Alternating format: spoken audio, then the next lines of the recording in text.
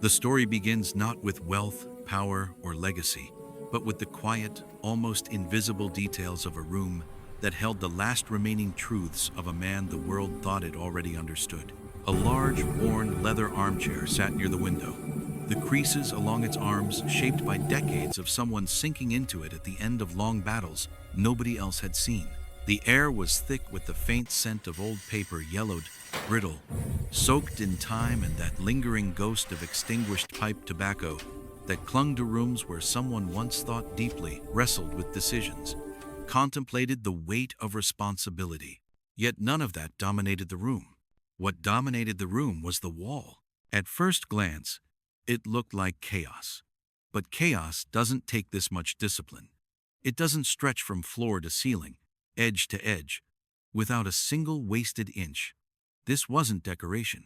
This was strategy manifested into physical form. A corkboard covered the entire wall, overlaid with a dizzying web of photographs, stock charts, news clippings, legal documents, maps, handwritten notes, and colored strings connecting everything to everything else. It was a lattice of power, an entire empire mapped out in spider-like precision, a general's war map, a king's battlefield. But above all, this was the true mind of Theodore Lancaster, billionaire, titan of industry, feared negotiator, ruthless strategist, and also, quietly, secretly, a grieving husband. Sam had never seen anything like it. He stepped closer, feeling suddenly like he had entered a place he wasn't meant to see, a sanctuary built not to impress the world, but to understand it, to control it, and above all, to make sense of the things that had slipped through the cracks of one man's iron grip. It was overwhelming until his eyes fell upon the center of the board, where something didn't quite fit, something that felt strangely out of tune with the rest. A small, slightly blurred photograph.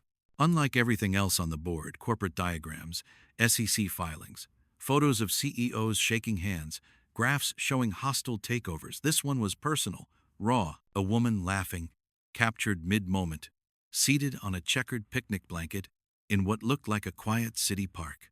Her smile was warm, the kind that softened even the cruelest edges of the world. Her eyes glowed with a kind, gentle light, and her hands rested on her lap as if she belonged nowhere more perfectly than in that peaceful afternoon moment. Beside that photo was another one. The same woman, but older, still lovely, still warm, standing proudly in front of a small, charming shop. The sign above it reading, Madge's Table, where everyone is family. Suddenly, the room felt different. This entire wall of power, the battles, the victories, the enemies, the allies, rearranged itself in Sam's mind. Because now the axis became clear. Everything radiated from this woman like the sun in a solar system of secrets. He scanned the board again, this time seeing not just names and documents, but stories connected by heartbreak, ambition, betrayal, and revenge. He read through newspaper clippings that had yellowed around the edges, promising restaurateur Margaret Lancaster, killed in car accident. Corporate shark Harrison Vance snaps up, bankrupt restaurant chain. Lancaster Enterprises announces hostile takeover of Vance Industries. Everything clicked. Margaret must have been Theodore's wife, the woman behind the warm smile and the cozy restaurant where everyone is family. Someone who believed in simple places where strangers could sit together and feel seen. Someone who lived softly in a world built on hard edges. And then she was gone. And a corporate predator named Harrison Vance had profited from the ashes of Margaret's dream, only to be crushed years later by Theodore's shrewd and merciless retaliation. The story was all there on the board, and for the first time Sam saw Theodore not as the eccentric old man who ordered toast every morning at Beacon Street Cafe, but as someone who had lost everything that truly mattered. Sam's eyes drifted to another section of the board. This one was devoted not to enemies, but to blood. Justin Lancaster. Photos of Justin on yachts, in nightclubs, draped in models, living a life grander than his own achievements could justify. Financial reports next to them, massive losses from a failed tech startup funded entirely with his grandfather's money. Copies of checks Theodore had written to cover Justin's gambling debts. Newspaper rumors softened but never silenced by Lancaster Enterprises' legal team. Then a note, small, handwritten, the shaky handwriting of a man whose hands had suffered the tremors of age or grief or both. It carries her name, but not her heart. Sam felt something inside him ache. The disappointment in those words was sharper than any financial analysis or business critique. Margaret had been the heart of everything: the company, the dream, the man himself. And Justin, though he carried the name, carried none of the value she embodied. Sam's gaze drifted again. A small, empty patch of board. At first it seemed insignificant, but then he saw what was pinned there. A recent photo. A candid shot. A bit distant. It showed Sam himself, standing outside Beacon Street Cafe on a break, smiling at something on his phone.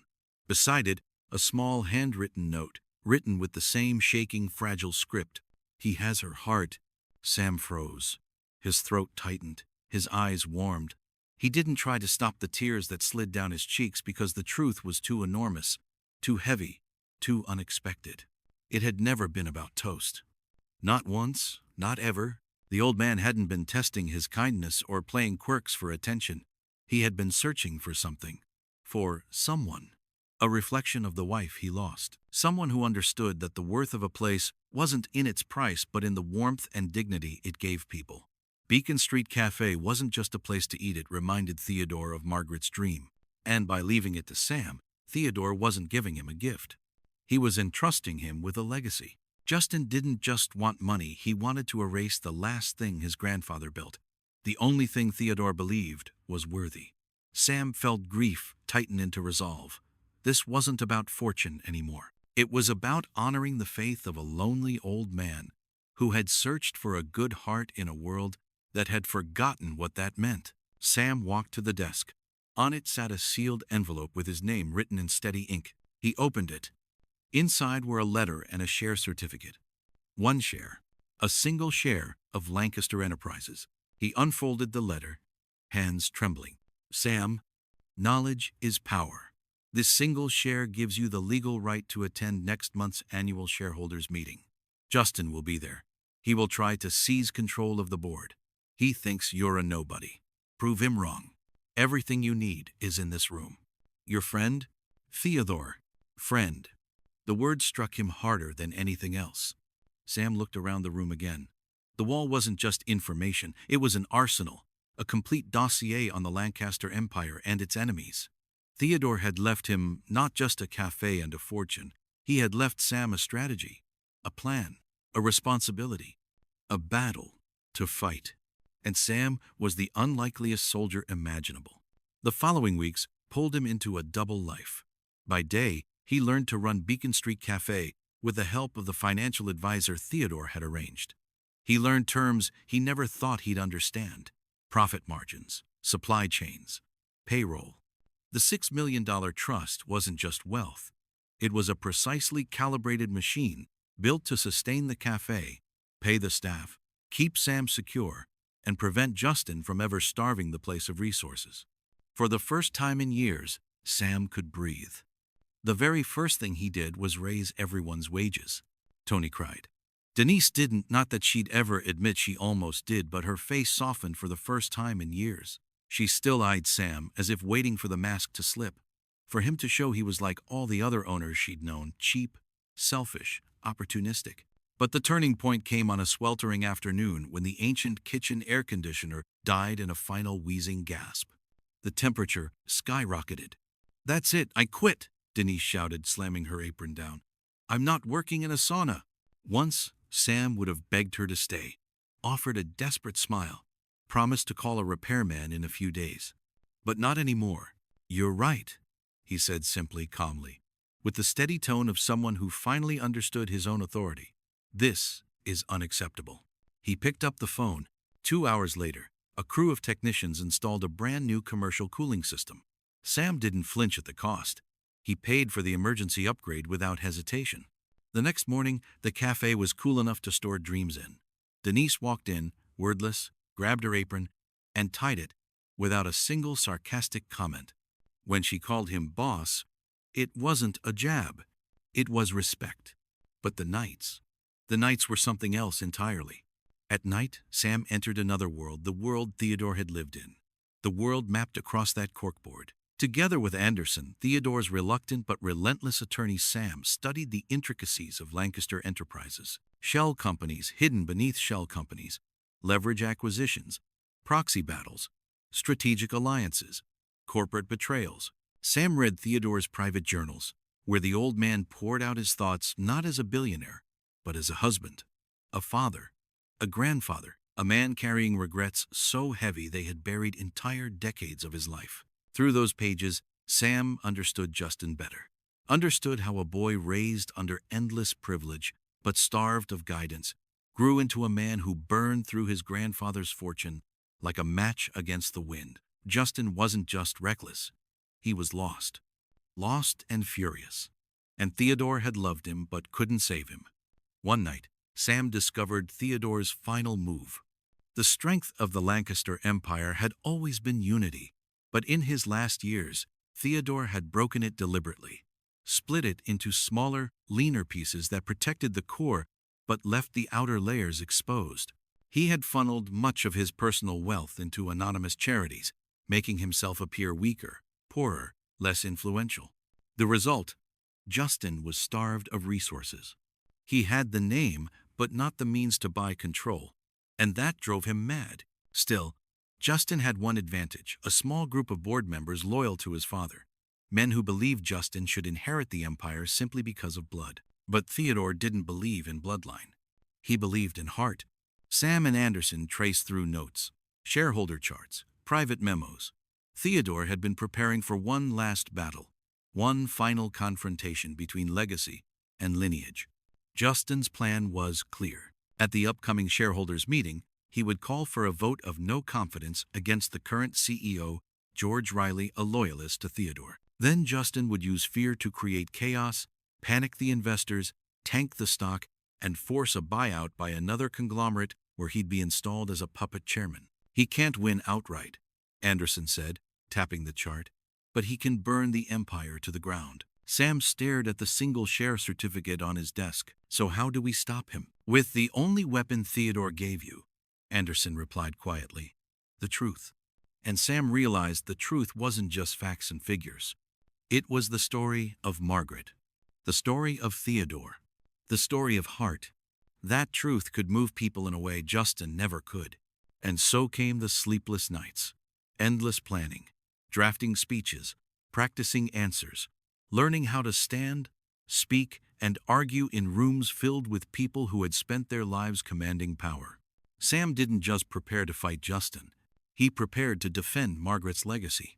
When the day of the meeting arrived, Sam stood in Theodore's penthouse bedroom, staring at a version of himself the world had never seen.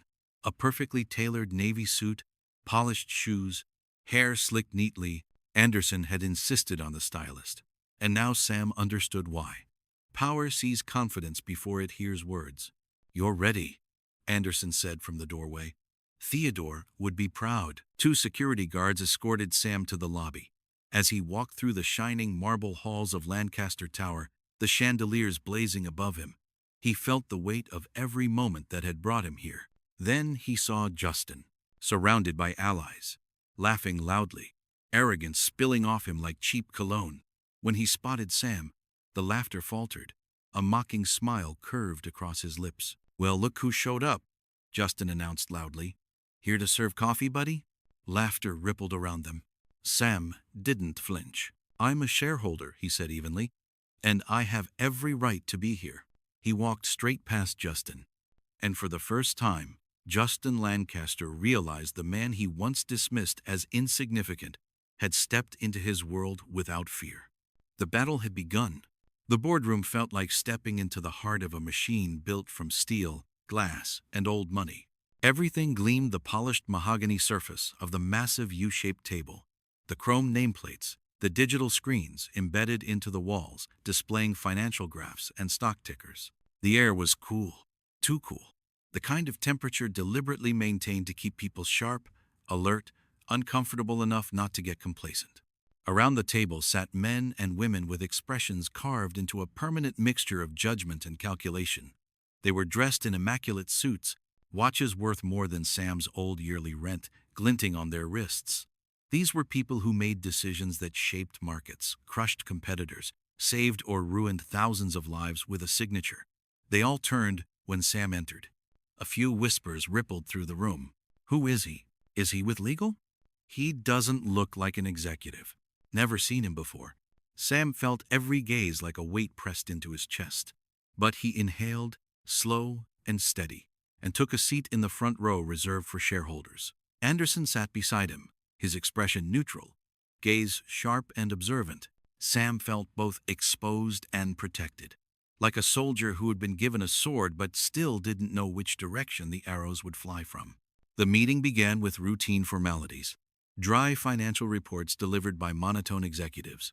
Charts, projections, annual figures. It all washed over Sam like static. He heard none of it. His heartbeat drowned everything. Every second, he reminded himself, I'm supposed to be here. I'm supposed to be here. Then the chairperson cleared her throat. We will now move to new business. Instantly, like a predator, sensing the moment, Justin rose. He stood with a charisma he'd been rehearsing all his life, wearing a flawless suit and an expression of entitlement so deep it seemed carved into his very bones. His voice boomed through the room, smooth, powerful, theatrical. Lancaster Enterprises, he began, letting the name ring through the air, is the legacy of my family. My grandfather built this empire from the ground up. He conquered markets, reshaped industries, and made this company a global force. A few board members nodded. Some smiled. Some leaned forward, eager for the performance. But his era, Justin continued, belongs to the past. The world has changed. Technology has evolved. Markets have shifted. And Lancaster Enterprises needs a leader ready to evolve with it. A young, bold Lancaster. His hand pressed against his own chest. Me. Sam watched him. He wasn't surprised by the confidence. It was the same smug assurance Justin flaunted in photographs with yachts and champagne flutes. But now, it carried more danger. Here, Justin wasn't a reckless socialite. He was a man with influence. A man using his lineage as a weapon. Justin spoke about innovation, expansion, modernization. He criticized the current leadership for stagnation, painted himself as a visionary, unafraid to take risks. His tone was polished, persuasive, laced with the charm of someone who had lied smoothly for years. Then he delivered the final blow. I formally call for a vote of no confidence in the current CEO, George Riley, he declared. And I nominate myself, Justin Lancaster, as the new chairman of the board. A hush swept the room, silent but electric, like a spark just before a fire catches. George Riley, the current CEO, a man in his early 60s with calm eyes and the tired posture of someone who had given his life to a company, stood uneasily. He tried to defend himself, speaking about stability, long-term planning, ethical business practices. But his measured tone was no match for Justin's theatrical aggression. Justin shredded every point with rehearsed retorts. Old-fashioned, afraid of innovation, sitting on potential instead of seizing it. Riley stumbled. And in a room like this, stumbling was nearly fatal. The chairperson looked around. Does anyone else wish to speak before we proceed to a vote? Anderson's foot tapped once against Sam's chair. Subtle, deliberate. A nod. Sam stood. The room erupted into murmurs before he even reached the microphone. Who is he? Is he even a shareholder? He looks nervous. What's he doing up there? Justin leaned back in his seat, smirking like a king amused by a jester daring to address the court. I thought this part was for shareholders, he said loudly. Not the help. A few people chuckled. Sam ignored them. He stepped to the microphone. His hands trembled slightly, but his voice when he finally spoke was steady. I am a shareholder, sir. My name is Samuel Rodriguez. Silence spread through the room like a slow wave. I'm here because I, too, am part of Theodore Lancaster's legacy, Sam continued. Not the legacy of billion-dollar takeovers or corporate wars. The legacy of his final years. The first few sentences were the hardest. His voice wavered once. But then he saw something shift subtle, tiny in the faces in front of him. A few leaned forward. A few others stopped whispering. So he continued. He told them about Beacon Street Cafe, about the quiet old man who came every morning always choosing the same seat, always cutting his toast into little squares because his hands trembled too much to hold the slices whole. Sam described the warmth of those mornings, the simple conversations, the care hidden beneath ordinary things. Some board members exchanged curious glances. Sam took a breath and spoke from the place in his chest where grief and gratitude intertwine. Theodore Lancaster wasn't looking for a successor to his empire, Sam said. Not anymore. He was looking for someone with heart, someone who understood people. He spent his last years not in boardrooms, but in a small corner booth of a cafe, watching how people treated each other.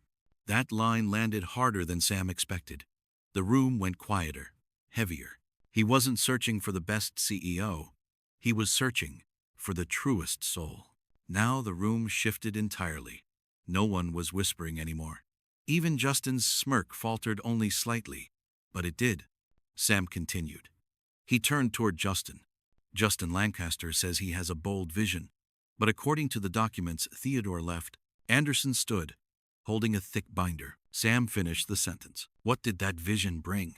Anderson stepped forward, placing the binder on the chairman's desk with a decisive thud that echoed through the chamber. Copies for the entire board, he said.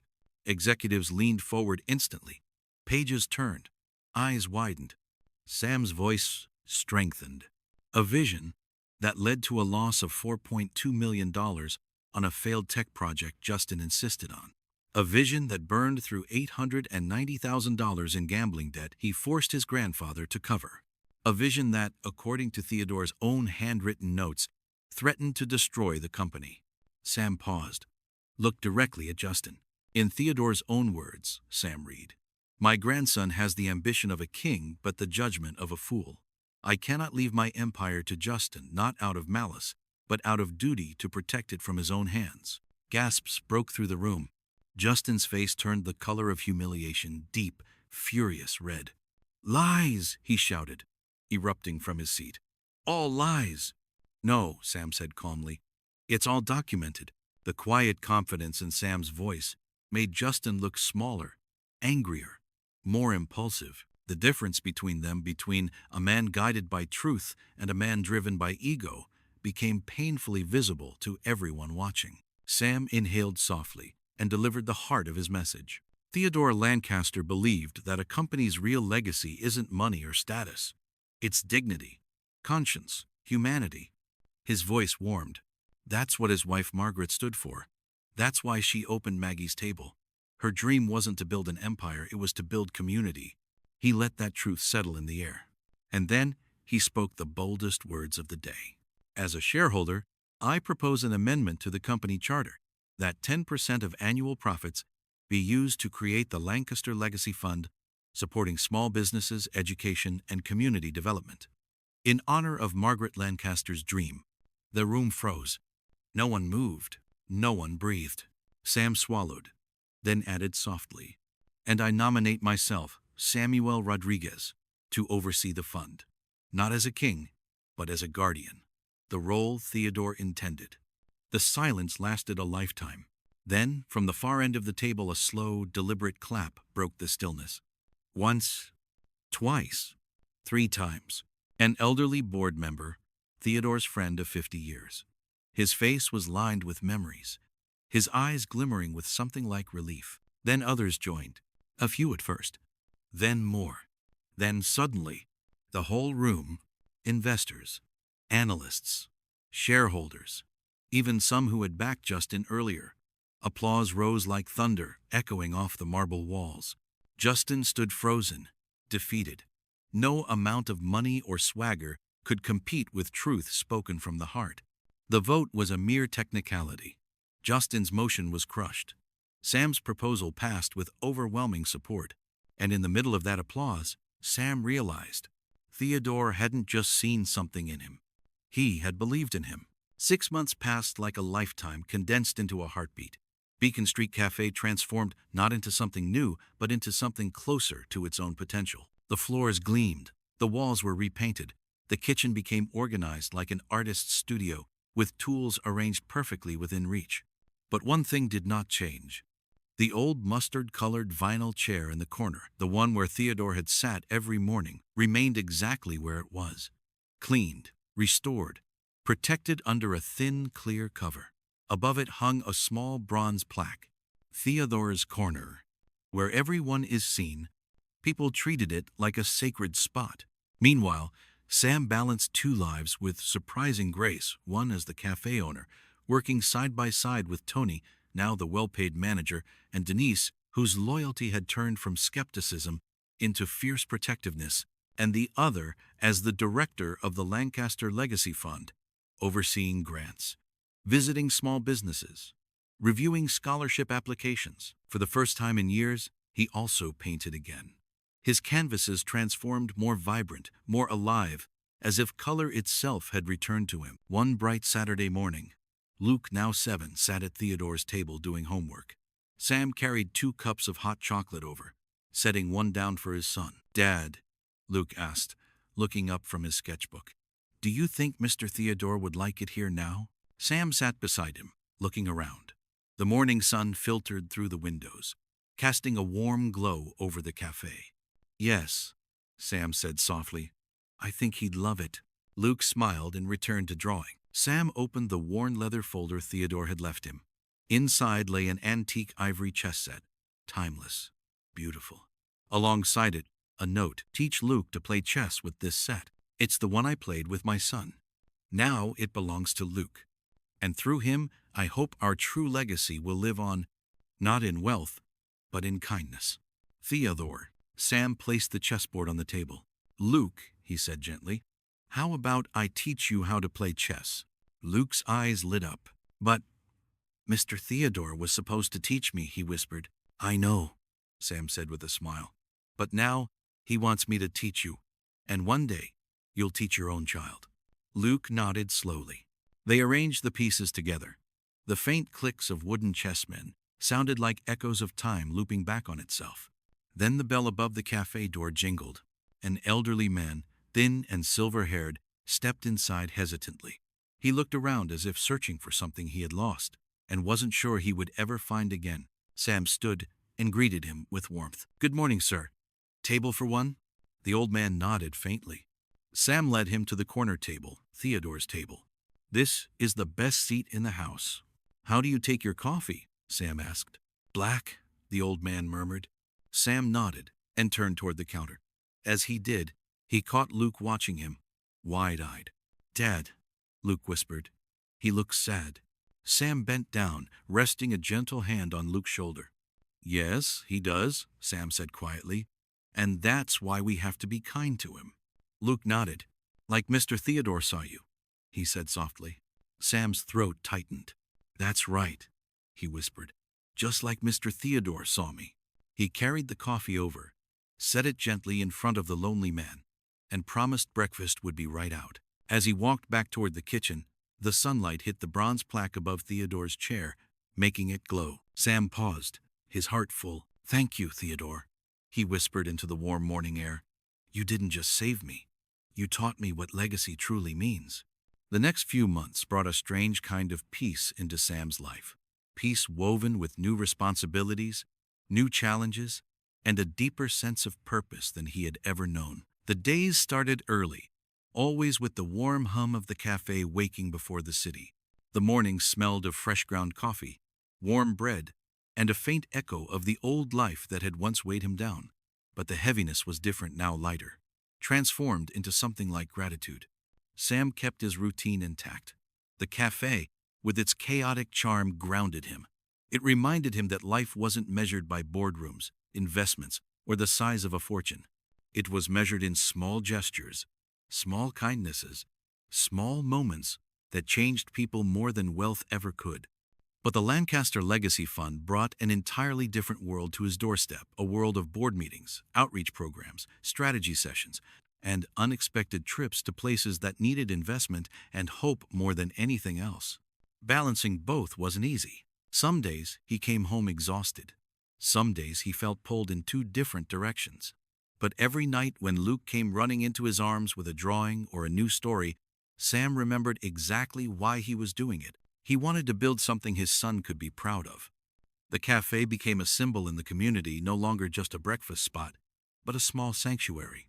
People who had never stepped inside before now visited because they had heard the story of Theodore's Corner. They'd come to see the plaque, to sit there when it was free, or simply to feel the gentle presence of something bigger than themselves. It wasn't the man they came for, they had never met him. It was the idea of him. His kindness had become a ripple that kept spreading. One windy afternoon, as sunlight flickered through the windows and the cafe hummed with the comforting chaos of clattering dishes and quiet conversations, Sam noticed a man lingering by the door. He wasn't elderly like the visitor from last chapter. He wasn't young either, somewhere in his 40s perhaps, wearing a suit that had seen better days, with a face marked by tired lines and eyes that held an uneasy blend of hope and embarrassment. "Good afternoon," Sam called out gently. "Feel free to come in." The man stepped forward hesitantly, as if entering the cafe felt like stepping onto sacred ground. Is this the place?" he asked softly. "That depends," Sam replied with a light smile. "What place are you looking for?" The man looked around, scanning the warm interior. "The place that helps people," he whispered. Sam paused. "What kind of help do you need?" The man's face tightened with the shame people wear when they have to ask for something they never thought they would need. "A job," he said quietly. "Any job. Dishwasher, cleaner, anything. I just need a chance." Sam studied him. There was something familiar in this man's desperation, something he recognized from his own past long nights spent wondering how to pay rent, how to feed his kid, how to climb out of a hole that kept sinking deeper. "What's your name?" Sam asked. "Robert," he said. "Robert Hale." "Okay, Robert, sit down. Let me get you a cup of coffee." Robert blinked, confused. "You don't have to." "I want to," Sam said. He prepared the coffee himself, poured it carefully, and placed it in front of him. Robert stared at the cup like it was something he didn't deserve. "Thank you," he whispered. Sam sat across from him. "You said you need work. Tell me a little about yourself." Over the next 20 minutes, Robert shared his story in hesitant pieces, losing his job after his company downsized, falling behind on rent, a failed attempt to find temporary work, and the growing panic that he was running out of options. His voice broke once, just once, when he mentioned his daughter. "I haven't told her yet," he confessed. "She thinks everything's fine. Kids believe what you tell them, you know. I just need to hold things together until I can get back on my feet." Sam felt something inside him tighten. The weight of memory pressed against his chest, a reminder of the time he had felt the same fear. "You're hired," Sam said. Robert froze. "What?" "You're hired," Sam repeated with a steady smile. "We'll start you on kitchen prep and shift support. Tony runs the back end, you'll work with him. It won't be easy work, but it's honest work, and it's yours if you want it." Robert's eyes filled with a kind of disbelief that made Sam's throat tighten. "Are you serious, just like that?" Sam nodded. "Someone helped me once," he said softly. "Now it's my turn." Robert's voice broke as he whispered, "Thank you." Sam placed a hand on his shoulder. "You're welcome. Now drink your coffee before it gets cold." Word of the cafe's kindness traveled quickly. Soon, people came not because of the food, though the food was good, but because of the atmosphere. Something had changed in the air. It felt more like a second home than a business. But with good things also came difficult ones. Not everyone appreciated Sam's growing influence. Not everyone wanted the legacy fund to become a tool for community growth instead of corporate expansion. One evening after closing, Sam sat alone at Theodore's corner table reviewing grant proposals. The cafe was quiet, chairs turned upside down on tables, floors wiped, air filled with the faint scent of cinnamon and coffee grounds. The bell above the door jingled sharply. He wasn't expecting anyone. Sam turned. Justin Lancaster stepped inside. A chill ran through the room. He hadn't changed much, still impeccably dressed, still handsome in a sharp, icy way. But there was something different in his eyes now, something harder, something wounded. The air between them tightened like a drawn bowstring. "Sam," Justin said with a cold smirk, "you've done well for yourself." Sam didn't stand. He watched Justin approach with calm caution. "What do you want, Justin?" Justin surveyed the cafe with disdain. "This place," he said, his lips curling slightly, "it's laughable, an empire reduced to a breakfast shop." "This cafe was Margaret Lancaster's dream," Sam replied. "It meant something to her." Justin's jaw clenched. "It meant nothing to me." Sam didn't respond. Justin leaned forward on the table, his voice low and sharp. "I'm not done," he said. "I'm not giving up the company. I'm going to get my seat on that board. And when I do, I'm going to take back everything you stole." "Stole?" Sam's voice remained calm. "You heard me," Justin snapped. "My grandfather was senile at the end. Everyone knows it. That letter, those notes, that was all you. You manipulated him. You manipulated the board. You're a nobody playing hero because it makes you feel important." Sam held his gaze. "I never manipulated him," he said softly. "He made his choices long before I ever stepped into a boardroom." Justin's eyes darkened. "Well," he said, straightening his suit, "enjoy your little world while it lasts. Because eventually, Sam, everything crashes." He turned and walked out, the bell chiming sharply in his wake. Sam exhaled slowly.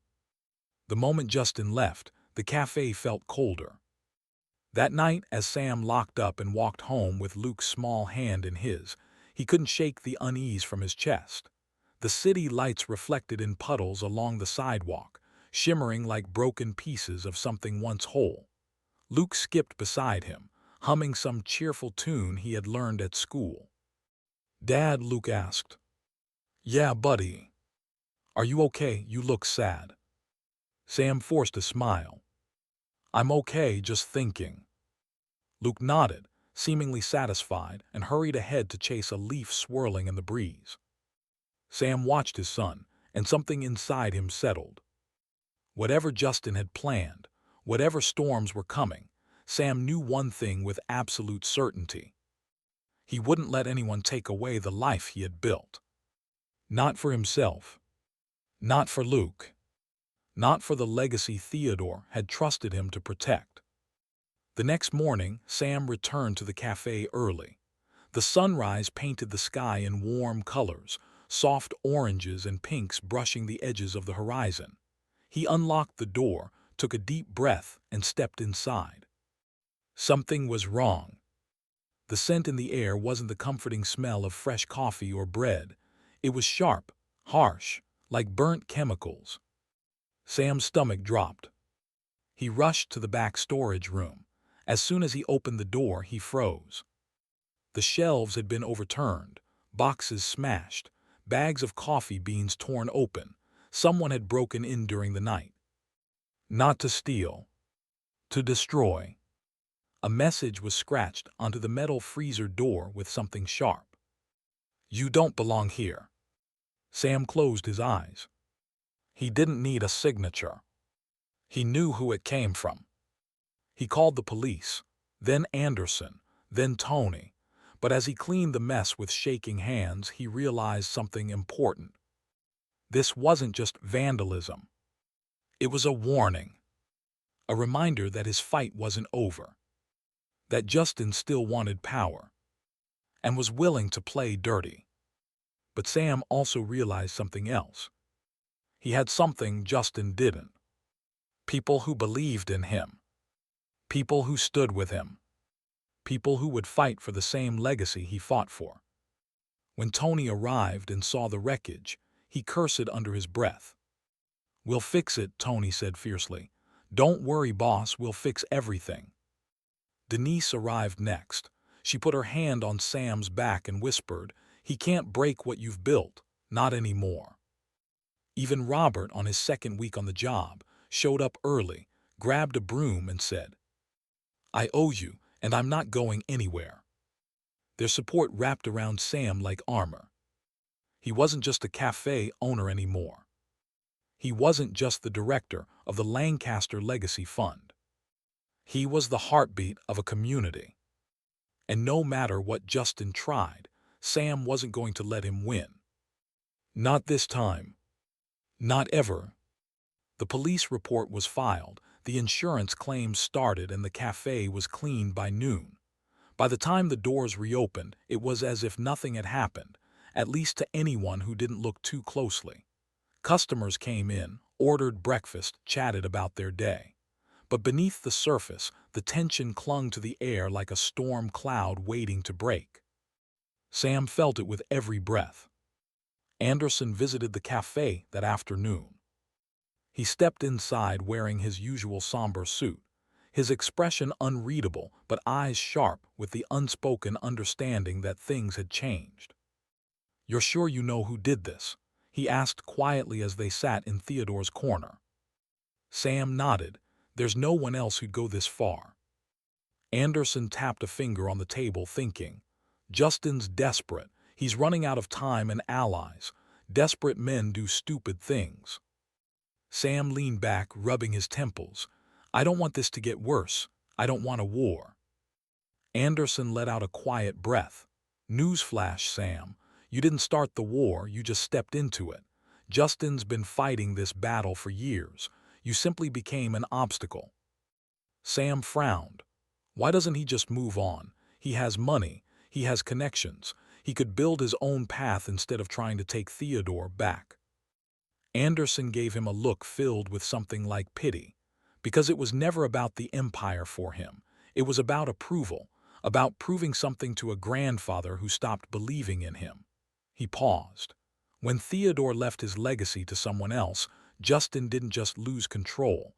He lost the last chance he had to feel like he mattered. Sam swallowed. "What do I do now?"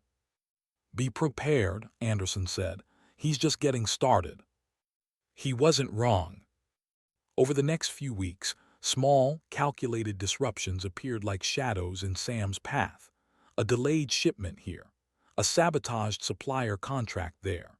Investors in the legacy fund suddenly receiving anonymous emails questioning Sam's competence. A journalist calling the fund a vanity project run by an unqualified former waiter. Sam handled each blow with grit, but every hit took something out of him. The stress grew heavier. Nights became restless. His smile grew tighter. Yet life refused to stop. Luke still needed breakfast every morning. The cafe still needed to open. The fund still needed oversight. People still relied on him. Employees, partners, and families who had received grants to rebuild their small businesses. And so Sam endured. One evening, as he walked home with Luke after a particularly exhausting day, his son tugged his hand. "Dad, can we get ice cream?" Sam hesitated. His body ached. His head throbbed. His mind churned with thoughts of financial reports and damage control. But then he saw the hopeful look in Luke's eyes. "Yeah," Sam said softly, "let's get ice cream." They walked to a small parlor 2 blocks from home, the kind with bright colors and friendly teens behind the counter. Luke ordered chocolate swirl with marshmallows. Sam ordered vanilla. They sat at a small outdoor table. Luke kicked his feet, humming happily as he ate. "Dad." "Yeah, buddy. When will everything be normal again?" Sam blinked. "What do you mean?" "You look tired all the time," Luke said simply, "and you get sad when you think I'm not watching." The words pierced Sam deeper than any blow Justin could have delivered. He forced a steady breath. "I'm just figuring out some things, grown-up stuff." Luke studied him with quiet wisdom far beyond his years. "Are the bad people still bothering you?" Sam stared at his melting ice cream. "Yes," he whispered. Luke leaned forward, voice small but firm. "You're stronger than the bad people, Dad." Sam felt something inside him crack, not in weakness, but in a powerful, humbling way. He reached across the table and squeezed Luke's hand. "Thank you, buddy." Luke nodded proudly and went back to his ice cream. That night, after tucking Luke into bed, Sam sat in the living room staring at Theodore's journals. He flipped through page after page, searching for guidance he hoped the old man had somehow left behind. He found a passage he had skimmed before, but never read closely. Power does not reveal who we are. Pressure does. When the world tries to crush you, that is when you must decide what kind of person you will become. If my legacy means anything, I pray it teaches someone that leadership is not won by force but by heart. Sam exhaled shakily. Leadership by heart. That was the path Theodore walked. That was the one Sam had to continue. The next morning brought a challenge Sam couldn't ignore. A call from the Lancaster Enterprises board. "Mr. Rodriguez," a board member said in a clipped tone, "there are rumors circulating that the legacy fund is being mismanaged. We need you in the boardroom tomorrow morning to answer questions." Sam froze. "Mismanaged by who?" "We don't know," the board member replied. "But the claims are detailed, very detailed. If you cannot clear this up, the board will consider suspending the fund until an investigation is complete." Sam's heart slammed in his chest. This wasn't just interference. This was a direct hit. Someone was feeding lies to the board, someone with access, someone with motive. Justin. Of course. Sam didn't sleep that night. He stayed up reviewing financial records, cross-checking reports, making sure everything was in perfect order. He wasn't just fighting for his reputation now. He was fighting for the dreams of dozens of people who depended on the fund. The morning of the board meeting, Sam dressed carefully, the same navy suit he had worn when he had stood against Justin the first time. He looked at himself in the mirror. He didn't look like the Sam who once served toast to a trembling old man. He looked like someone who had been tested and shaped by adversity, someone stronger, someone who understood the weight of responsibility. When he entered the boardroom, whispers rippled across the table. Some eyes were supportive, some were skeptical. Justin wasn't there, but Sam could feel his influence like poison in the air. The acting chairwoman cleared her throat. "Mr. Rodriguez, thank you for coming. We have concerns regarding several of the Legacy Fund's projects." Sam sat spine straight. "What concerns specifically?" A man slid a thick file across the table. "Irregularities, missing funds, unapproved expenses." Sam opened the file and felt his stomach drop. The documents were doctored. Expertly. Convincingly. Every page made it look like Sam had mismanaged tens of thousands of dollars. Sam looked up slowly. "These documents aren't real." "So you deny this?" "Yes," Sam said firmly. "Someone fabricated these." The room murmured. The chairwoman leaned forward. "Can you prove that?" Sam hesitated. Could he prove forgery in real time? Could he expose Justin without direct evidence? "I can," a voice said from the doorway. Everyone turned. It was Robert. Sam's eyes widened. "Robert, what are you doing here?" Robert walked into the room carrying a laptop bag and a stack of files. "I'm here because you gave me a chance when no one else would," he said, standing tall despite his worn suit. "And because I used to work in data verification before my old company fired half the staff. I know forged documents when I see them." He placed the files on the table. "These," he said calmly, "are the real expense reports. These," he pointed to the board's versions, "are altered copies. Same formatting, same structure, but the metadata is different, and the financial signatures don't match." Board members leaned in, examining the files. "This is undeniable," Robert continued. "Someone took the originals, modified them, and leaked them to you to sabotage the fund, and I can prove it with timestamps and digital trails." The tension in the room shifted. Sam stared at Robert with stunned gratitude. The board murmured as they examined the evidence. Finally, the chairwoman spoke. "It appears Mr. Rodriguez has been targeted. The The fund is operating normally. Meeting adjourned. A wave of relief washed over Sam, not just because he was cleared, but because people were beginning to stand with him. As the board members filed out, Robert approached Sam. "I hope I didn't overstep," he said nervously. Sam shook his head, overwhelmed. "Robert, you saved me." Robert gave a small, earnest smile. "You saved me first." They walked out of the building together, stepping into the cool morning air. Sam realized something then. Theodore's legacy wasn't just about money or power. It was about people lifting each other up, about creating circles of kindness that grew and spread. But the moment of peace didn't last long. As Sam reached the sidewalk, a black SUV pulled up. The window rolled down. Justin Lancaster sat inside, his expression a mask of icy fury. "Nice save," he said darkly. "But we're not done, Sam, not even close." The SUV sped away, exhaust fumes curling through the air. Robert watched it disappear, worry etched across his face.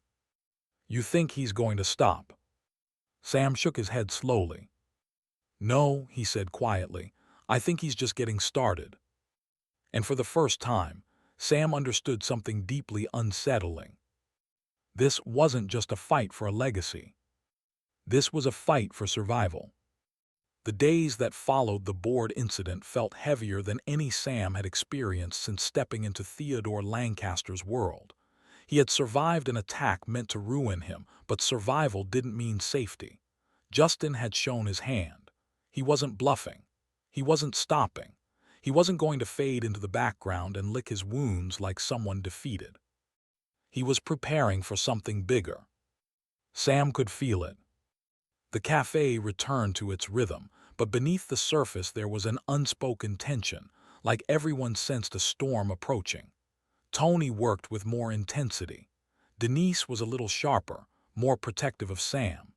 Even Luke, in his innocent way, kept watching his father with curiosity, as though trying to understand the weight he carried. One evening, after closing up, Sam sat at Theodore's table, studying financial reports for the legacy fund. His eyes burned from exhaustion, but he forced himself to keep going. He knew Justin wasn't idle. He knew something was coming. The bell over the door jingled softly. Sam lifted his head. A woman stepped inside, a woman he didn't recognize. She was in her early 50s perhaps, with silver-streaked hair tied in a neat bun, wearing a long coat that looked too elegant for the neighborhood. Her eyes, however, were gentle and weary, like someone carrying sadness she had learned to live with. "I'm sorry," she said apologetically. "I didn't mean to disturb you. The door was unlocked." Sam smiled faintly. "It's okay. We're closed, but is everything all right?" She hesitated. "Are you Samuel Rodriguez?" Sam stood slowly. "Yes, can I help you?" She stepped closer. "I'm Margaret Lancaster's sister." Sam felt his breath catch. He had never imagined meeting any of Margaret's family. Theodore had mentioned them only briefly in his journals, distant relationships, strained by old misunderstandings and the chaos of the Lancaster Empire. "I'm Evelyn Harper," she said softly, extending her hand. Sam shook it gently. I didn't know she had a sister nearby," he said. "I wasn't nearby," Evelyn replied with a sad smile. "I moved away years ago, too many memories in this city." She looked around the cafe. "But I heard about what you did, and I had to see it for myself." Sam pulled out a chair for her. She sat slowly, resting her hands on the table. "I heard about Theodore's corner," she said, glancing at the plaque. "He loved my sister more than anything. He truly did. Even when the world saw him as ruthless and cold, Margaret always saw the warmth underneath." Sam nodded quietly. He had seen that warmth, too, in the smallest of moments. "You remind me of her," Evelyn said, studying him thoughtfully. "Not in appearance, in spirit." Sam blinked, taken aback. "I never met her, but I feel like I know her through this place." "You do," Evelyn whispered. "This cafe, this kindness, it's what she lived for." Sam waited, sensing there was more. "Justin came to see me," Evelyn said finally. Sam tensed. "When?" "3 days ago." Sam felt his heart tighten. What did he want? Evelyn hesitated, her face filled with conflict. "He wanted support. He wanted me to speak to the board on his behalf. He wanted me to say that Theodore never intended to leave anything to you." Sam swallowed hard. "And did you?" Evelyn shook her head. "No, I told him no." Relief washed through Sam, but only for a moment. "But he's determined," Evelyn continued. "He's desperate. He truly believes everything belongs to him. He's convinced himself he was wronged. And when someone believes they deserve power, they become dangerous." Sam nodded. "I know." Evelyn reached into her bag and pulled out a small envelope. "This was Margaret's," she said, handing it to him. "I found it when I was going through old things. It was written shortly before she died. I think it's meant for you." Sam's hands trembled as he opened the envelope. Inside was a letter, written in delicate cursive. "To whoever finds this place worthy." Sam read each line slowly, his heart pounding. "A place is not special because of its walls, but because of the kindness it shelters. Whoever carries that kindness deserves its legacy." His eyes blurred with emotion. "I didn't know this existed," Sam whispered. Evelyn smiled warmly. "Neither did I, but when I heard what you've done here, I knew it belonged to you." Sam folded the letter with reverence. "Thank you," he said quietly. Evelyn stood. "Be careful, Sam. You're fighting more than a corporate battle. You're fighting someone who never learned how to lose." Sam nodded. "I'll be careful." After she left, Sam sat alone for a long time, staring at Margaret's letter. It felt like a missing piece of a story finally placed into his hands, a reminder that he wasn't carrying this legacy alone. The next morning, Sam met with Anderson at a quiet cafe downtown. "You look like you haven't slept," Anderson said bluntly. "I haven't," Sam admitted. Anderson sighed. "Then I'll get straight to the point. Justin is planning something big. I have contacts telling me he's aligned himself with a private equity firm. They want to force a restructuring of the entire company." Sam frowned. "Why?" "To push you out, to push Riley out, to take control through a backdoor acquisition." Sam felt his stomach twist. "Can they do that?" Anderson leaned in. "Not legally, but they can create chaos. Enough chaos that shareholders panic, enough to cause votes to shift." Sam rubbed his forehead. "So what do we do?" "We prepare," Anderson said. "We counter everything he does with truth and transparency, and we use your greatest strength." "Which is what?" Sam asked, genuinely uncertain. "People," Anderson said simply. "They believe in you, and that matters more than any strategy Justin can manufacture." For the first time in days, Sam felt a flicker of hope. But hope wasn't enough. That afternoon, he gathered his cafe staff. Tony crossed his arms. "Just say the word, we'll help however we can." Denise nodded. "We're with you all the way." Even Robert, still new but fiercely loyal, spoke up. "If Justin wants a fight, he'll learn that we don't break easy." Sam looked at them, his unlikely army, and felt something powerful settle inside him. He wasn't alone.